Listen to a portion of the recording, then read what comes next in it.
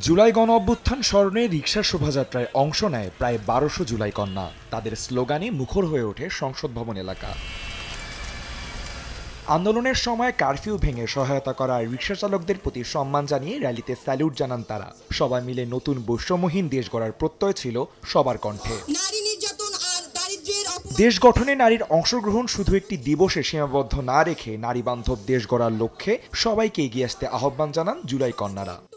জুলাই মাস আসার পরে হয়তো একটা দিবস ঘোষণা করে শুধুমাত্র মেয়েদের অবদানগুলোকে লক করার চেষ্টা করা হচ্ছে। কিভাবে সারা বাংলাদেশের মেয়েদেরকে আমরা একত্রিত করতে পারি সেই বিষয়ে আমাদের উদ্যোগ প্রয়োজন। প্রতিক্রিয়াশীল গোষ্ঠী নারীদের ঘরে ফেরানোর চেষ্টা করলে তা রুখতে সরকার সক্রিয় থাকবে বলে জানান সরকারের দুই উপদেষ্টা। সেজন্য প্রতিক্রিয়াশীল কোনো গোষ্ঠী নারীদেরকে যদি ঘরে ফেরাতে চায় আমরা সরকারের পক্ষ থেকে যতটুকু করতে পারি করব, কিন্তু আমার জুলাইয়ের মেয়েরা আবারও আমরা রাস্তায় একসাথে থাকব।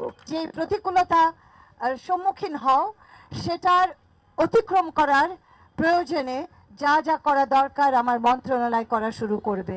জুলাই কন্যাদের এই আয়োজনে সার্বিক সহযোগিতা করে মহিলা ও শিশু বিষয়ক মন্ত্রণালয়। আদনান তুর্য, সময় সংবাদ, ঢাকা।